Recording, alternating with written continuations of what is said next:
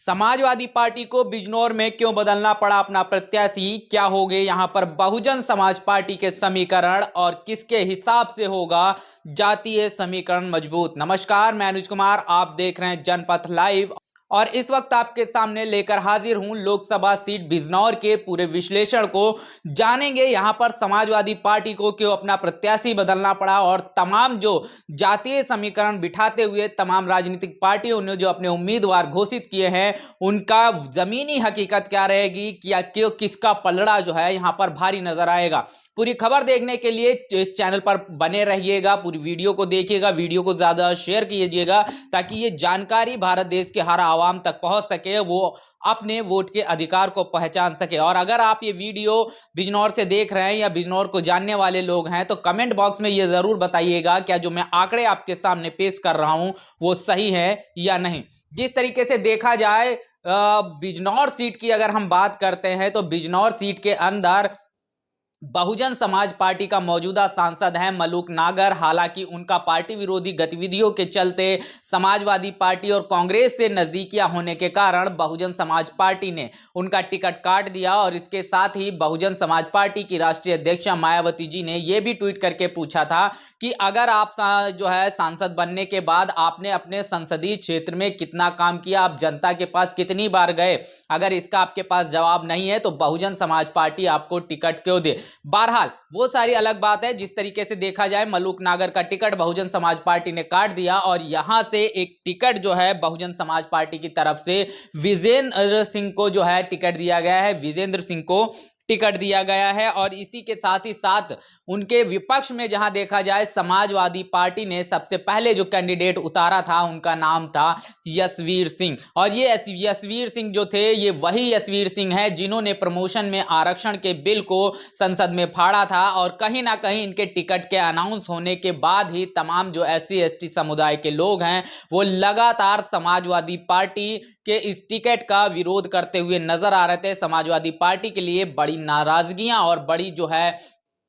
कहीं ना कहीं देखा जाए समाजवादी पार्टी जो है बेईमानी करती हुई दिखाई दे रही थी। यशवीर सिंह का टिकट अनाउंस करने के बाद लोग ये कह रहे थे कि प्रमोशन में आरक्षण के बिल के फाड़ने की वजह से यशवीर सिंह को जो ये कहीं ना कहीं मेडल के रूप में ये टिकट दिया गया है। वहीं अगर हम देखते हैं भारतीय जनता पार्टी की तो भारतीय जनता पार्टी और रालोद के गठबंधन के जो प्रत्याशी हैं चंदन सिंह चौहान, और उनको जो है भारतीय जनता पार्टी के पास से जो है टिकट दिया गया। तीनों राजनीतिक पार्टियों के टिकटों के बारे में मैंने बता दिया। जिस तरीके से देखा जाए समाजवादी पार्टी को भारी विरोध के चलते, जिस तरीके से लगातार भारी विरोध हो रहा था और विरोध के चलते जो है यशवीर सिंह के टिकट को काट कर यहां पर जो है अपने कैंडिडेट को बदलना पड़ा है। और अब जो समाजवादी पार्टी ने जिन्हें टिकट दिया है उनका नाम है दीपक सैनी।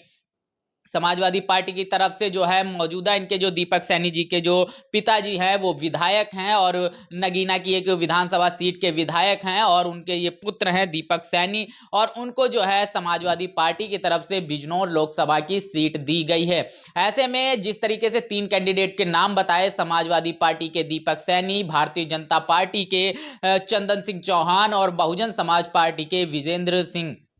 इन 3 कैंडिडेट में किसका पलड़ा भारी होगा वो जानने से पहले थोड़ा बिजनौर के जातीय समीकरण को अगर हम समझ लेते हैं तो काफी हद तक तमाम चीजें जो हैं वो खुद ब खुद स्पष्ट हो जाएंगी। ऐसे में अगर हम देखते हैं, अगर जो पिछले 2019 के चुनाव की बात करें तो लगभग अगर हम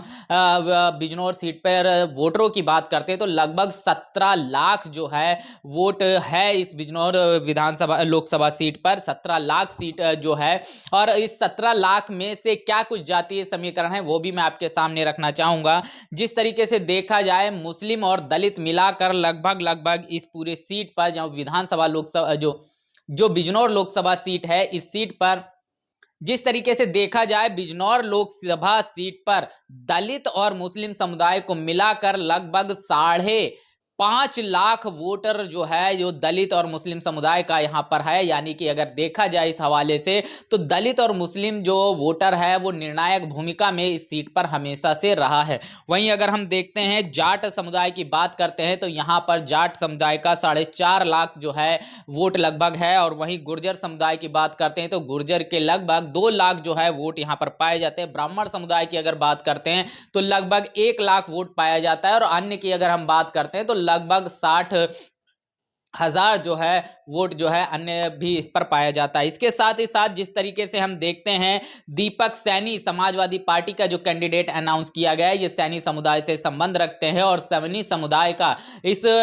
जो बिजनौर लोकसभा सीट है इस पर कुछ अच्छा खासा प्रभाव नहीं है। वहीं अगर हम बात करते हैं बीजेपी और रालोद गठबंधन के प्रत्याशी यानी भारतीय जनता पार्टी के प्रत्याशी चंदन सिंह चौहान जी की, और ये अगर हम बात करते हैं ये गुर्जर समुदाय से बिलोंग करते हैं, संबंध रखते हैं। और अगर इस सीट पर गुर्जर समुदाय की हम अगर वोटरों की बात करें तो लगभग 2 लाख वोट है। तो जहां पर पूरी सीट पर, जहां लोकसभा सीट बिजनौर पर 17 लाख सीट है, उस 17 लाख सीट में से 2 लाख जो है गुर्जर समुदाय का वोट पाया जाता है। ऐसे में अगर हम बात यहीं पर कर लेते हैं बहुजन समाज पार्टी के प्रत्याशी की, तो बहुजन समाज पार्टी का प्रत्याशी जो है जिनका नाम है विजेंद्र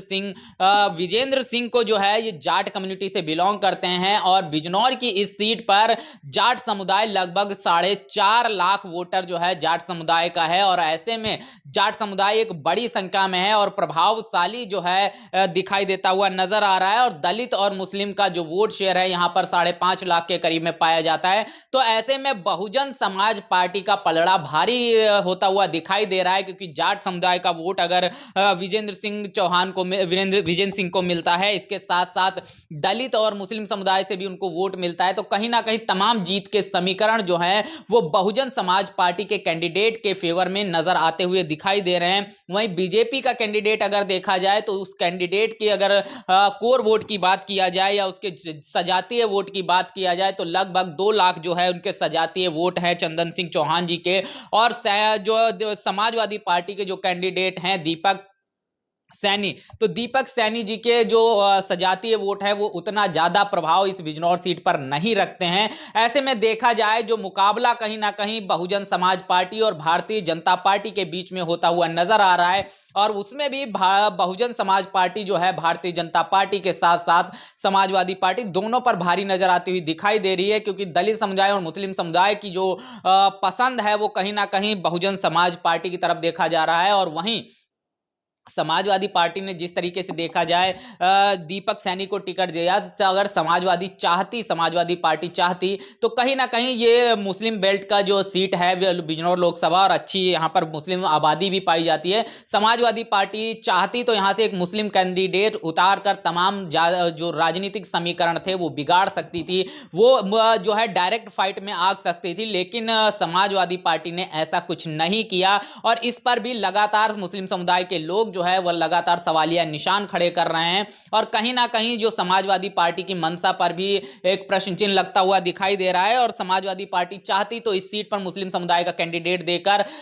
भारतीय जनता पार्टी बहुजन समाज पार्टी दोनों को एक कड़ी टक्कर दे सकती थी, मुकाबले को त्रिकोणीय बना सकती थी। लेकिन बहुजन समाज पार्टी ने जिस तरीके से टिकट दिया और बीजेपी ने जो टिकट दिया उसके हवाले और समाजवादी पार्टी का जो टिकट है, इन तीनों को टिकटों को अगर हम देखते हैं मौजूदा परिस्थिति में तो कहीं ना कहीं जो मुकाबला है वो बीएसपी वर्सेस बीजेपी होता हुआ नजर आ रहा है। समाजवादी पार्टी यहां पर टिकती हुई नजर नहीं आ रही है, क्योंकि जिस तरीके से तमाम जो 17 लाख वोटर है उसमें से दलित और मुस्लिम समुदाय की आबादी की अगर बात किया जाए तो वो लगभग 5.5 लाख है। और दलित जो है कहा जाता है ये बहुजन समाज पार्टी का कोर वोटर है। और इसके साथ साथ जो जाट कम्युनिटी का जो वहां कैंडिडेट बहुजन समाज पार्टी का है उसके 4.5 लाख वोट है। और इस वक्त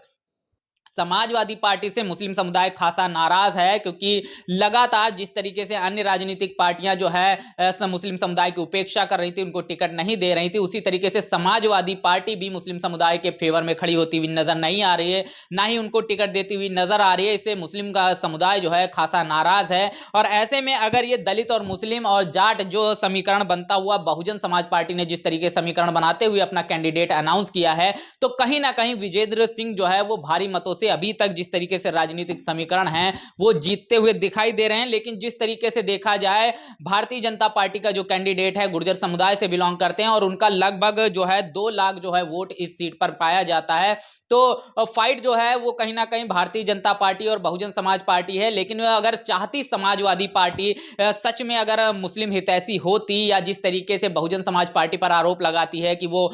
मुस्लिम समुदाय का टिकट अनाउंस करके कहीं ना कहीं वोट काटने की कोशिश कर रही, सपा का वोट काटती, तो लेकिन अगर समाजवादी पार्टी सच में चाहती तो इस सीट से वो मुस्लिम कैंडिडेट उतार कर तमाम राजनीतिक पार्टियों के तमाम जो जातीय समीकरण थे उनको विध्वंस कर सकती थी, उनका खात्मा कर सकती थी और एक भारी मार्जिन से जीतती हुई भी दिखाई देती, क्योंकि अच्छी मुस्लिम आबादी इस पूरे बिजनौर सीट पर आती हुई दिखाई देती है और रहती है यहां पर। लेकिन जिस तरीके से देखा जाए, समाजवादी पार्टी के तमाम कार्यकर्ता ही तमाम जो लगातार समाजवादी पार्टी को छोड़कर जा रहे हैं, वो समाजवादी पार्टी पर ये आरोप लगा रहे हैं कि समाजवादी पार्टी जो है बीजेपी की बी टीम है। तो कहीं ना कहीं इस टिकट के वितरण को अगर आप देखेंगे जो बिजनौर सीट पर स्पेशली हुआ है, तो वो चीज जो है वो कहीं ना कहीं सच साबित होती हुई भी दिखाई दे रही है। लेकिन